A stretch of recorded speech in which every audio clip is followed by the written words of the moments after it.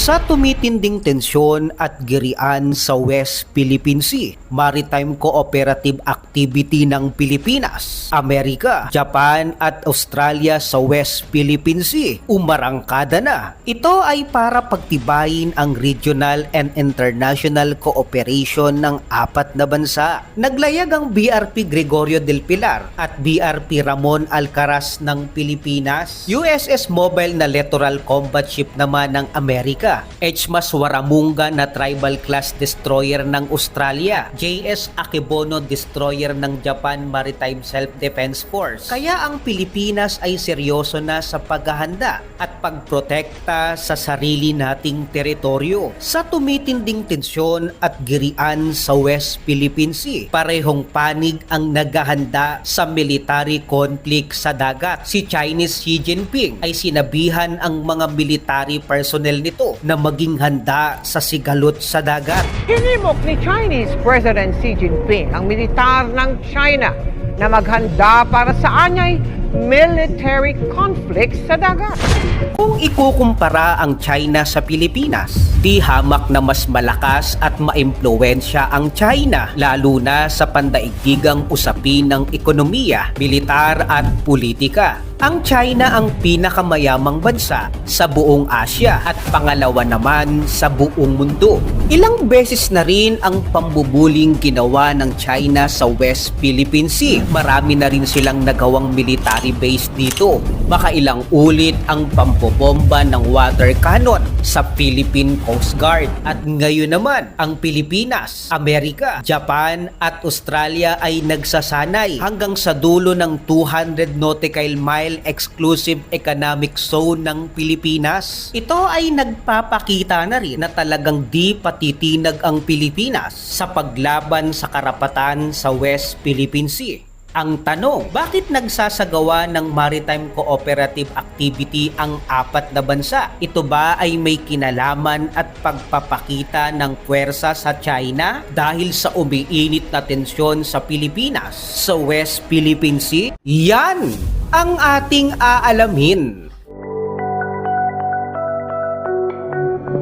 Bakit nagsasagawa ng maritime cooperative activity ang apat na bansa? Ito ba ay may kinalaman at pagpapakita ng puwersa sa China dahil sa umiinit na tensyon sa Pilipinas sa West Philippine Sea? Sinabi naman ng Department of National Defense, nagsasanay lamang sila tungkol sa kung ano ang nakasaad sa ilalim ng international law. Ito rin ay pagpapakita ng kaisahan at puwersa ng apat na bansa at nasa China na daw kung paano nila titignan ito. Kaya naman ang China, habang nagsasagawa ng maritime cooperative activity ang apat na bansa, sila naman ay hindi nagpahuli at tinapatan ng kanilang sariling military combat patrol sa South China Sea. Ayon sa China, under control naman ang ibang military activity. Pero para sa kanila, nakakagulo daw ang ginagawa sa South China Sea. Ayon kay Senator Francis Tolentino, hindi inuudyok ang China sa pagsasagawa ng maritime cooperative activity ng apat na bansa. Sa halip, layo na ipaunawa nito sa China na ang pagkakaroon ng kapayapaan at stability sa rehiyon ay makabubuti rin para sa kanilang interes sa South China Sea.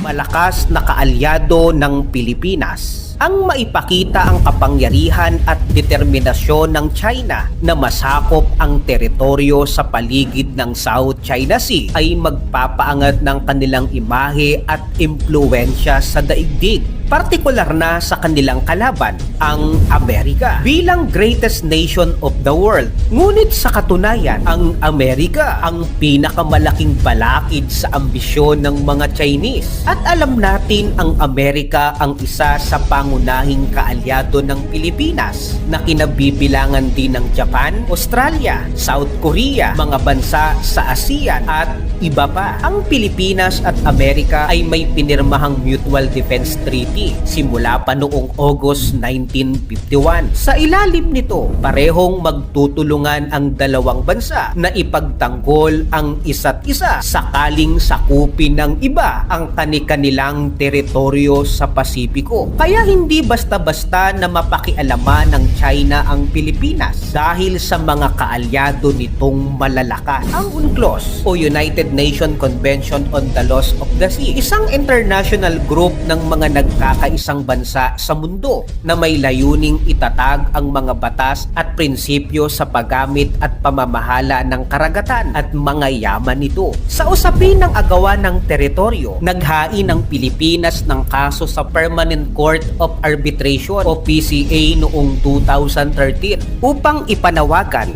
ang mga karapatan nito sa ilalim ng UNCLOS. At noong July 2016, nanalo ang Pilipinas sa International Tribunal para patunayan na ang West Philippine Sea ay sariling atin. Kaya kung magpupumilit ang China sa pag-angkin sa hindi naman kanila, hindi lang Pilipinas ang nababangga nila, pati ang samahan ng mga nagkakaisang bansa. Sa kasalukuyan, ang China ay pangatlo sa pinakamalakas na military sa buong mundo. Sila rin ang may pinakamaraming sundalo na mahigit sa 2 milyon ang military personnel. Pero sa kasaysayan, karamihan sa digmaan ay panay talo ang China. Sa kasaysayan, tinalo ang kanilang milyong sundalo ng mga mandirigmang Mongols. Natalo rin sila ng mga Hapon sa First Sino-Japanese War at maging ng 900 na mga sundalong Pilipino ay hindi nakaligtas ang 40,000 na sundalong Chinese sa Battle of Yulto sa Korean War. Tuyang pagbagsak ng ekonomiya ng China. Kasalukuyang dumaranas ang China ng economic deflation. Nagko-collapse ang kanilang real estate market. Mataas ang labor cost at maraming investor ang umaalis. Tapos kung magsasagawa pa sila ng pakikipagdigma, ito ay napakagastos. Ang pandemya at mainit na tensyon ng China sa mga kalaban nitong bansa gaya ng Amerika, Japan, Pilipinas at Taiwan ang nagpapalala ng sitwasyon. Kaya kung sakali mang magsimula sila ng digmaan, ang kanilang budget sa military ay mauubos din. Kaya posibleng magpo-focus muna sila sa pagpapalakas ng kanilang technology platforms, electric vehicles, green energy. At para sa China, wala nang iba pang dapat gawin dahil nakukuha naman nila ang gusto nila. Nakapagpapatayo naman daw sila ng mga base militar kahit hindi nakikipagdigma. Sa tumitinding tensyon at girian sa West Philippine Sea, hindi lamang ekonomiya ang apektado ng ganitong kaguluhan dahil ang pinakatalunan ay ang mga inosenteng sipilyan. Ikaw, ano ang masasabi mo sa hakbang ng ating pamahalaan at paulit-ulit na pambubuli ng China sa West Philippine Sea? Ikomento mo naman ito sa ibaba. Paki-like ang ating video, i-share mo na rin sa iba. Salamat at God bless!